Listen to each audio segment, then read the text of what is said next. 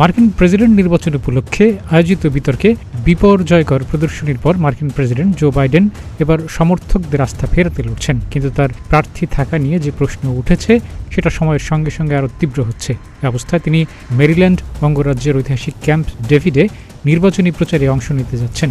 সেখানে কয়েকটি সভায় ডেমোক্রেট ভোটার, নেতাকর্মী ও অর্থদাতাদের মধ্যে সৃষ্ট আতঙ্ক দূর করাতেই চেষ্টা থাকবে তার। সোমবার 1 জুলাই সিএনএনের প্রতিবেদনে এসব তথ্য জানানো হয়। প্রতিবেদনে বলা হয়, রিপাবলিকান প্রার্থী ডোনাল্ড ট্রাম্পের সঙ্গে নির্বাচনী বিতর্কে অংশ নেওয়ার পর জো বাইডেনের বয়স নিয়ে উদ্বেগ বেড়েছে। পাশাপাশি তিনি আরও 4 বছর প্রেসিডেন্ট হিসেবে দায়িত্ব পালন করতে পারবেন কিনা সে প্রশ্নও জোরালো হয়েছে।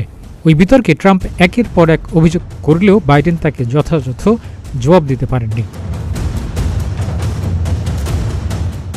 নির্বাচন নিয়ে বাইডেনকে সরানোর আলোচনা নিয়েই মূলত ভয় পাচ্ছে ন্যাটো সহ ওয়াশিংটনের পশ্চিমা মিত্ররা।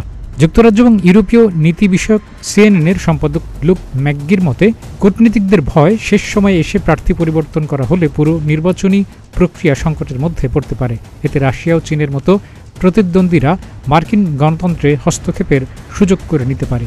লুক ম্যাকগি বলেন, এমনটা হলে প্রতিপক্ষ দেশগুলোর তুলনায় যুক্তরাষ্ট্রকে দুর্বল দেখাবে।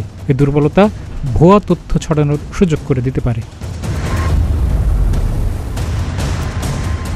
বাইডেন যদি নির্বাচনে জিতেও যান, তারপরও তার অক্ষমতা নিয়ে যেসব জল্পনা চলছে তার জেরে বিভক্তি, অবিশ্বাস ও ভয়ের আবহ তৈরি হবে বলে মনে করেন সিএনএনের এই সাংবাদিক। তিনি বলেন, ইউক্রেনকে সহায়তায় বাইডেন কংগ্রেসকে রাজি করাতে পারবেন কিনা, মধ্যপ্রাচ্য ও ভারত প্রশান্ত মহাসাগরীয় অঞ্চলে অস্থিতিশীলতা বাড়লে অজনপ্রিয় সিদ্ধান্ত নেওয়ার মতো রাজনৈতিক সক্ষমতা তার থাকবে কিনা, এসব বিষয়ে শঙ্কা দেখা দিতে পারে। বিতর্ক বিপর্যয়ের পর ডেমোক্র্যাটদের নির্বাচনী তহবিলে অর্থদাতারা মুখ ফিরিয়ে নিতে পারেন বলেও ভয় দেখা দিয়েছে।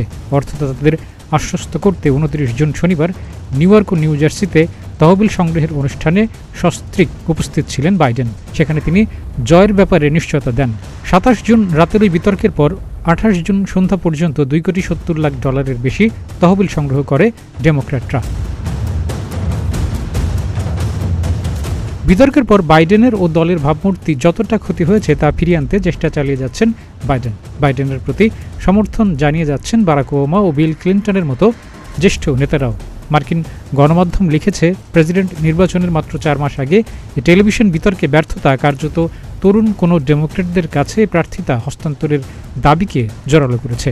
এ অবস্থায় নিজ দল ডেমোক্রেটিক পার্টির কয়েকজন নেতা বাইডেনের পাশে দাঁড়িয়েছেন।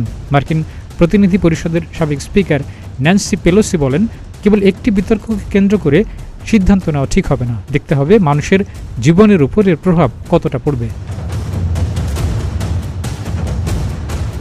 যুক্তরাষ্ট্রের আটলান্টা শহরে সিএনএনের স্টুডিওতে অনুষ্ঠিত ওই বিতর্কে প্রেসিডেন্ট জো বাইডেনকে এক প্রকার কোণঠাসা করে ফেলেন সাবেক প্রেসিডেন্ট ডোনাল্ড ট্রাম্প। বিতর্কের এক পর্যায়ে পণ্য তারকা ড্যানিয়েল স্টর্মির সঙ্গে ট্রাম্পের ব্যক্তিগত সম্পর্কের বিষয়টি নিয়ে কথা বলেন বাইডেন, যে বিষয়টিকে বিতর্কের রাতের সবথেকে বড় অঘটন হিসেবে মনে করছেন অনেকেই।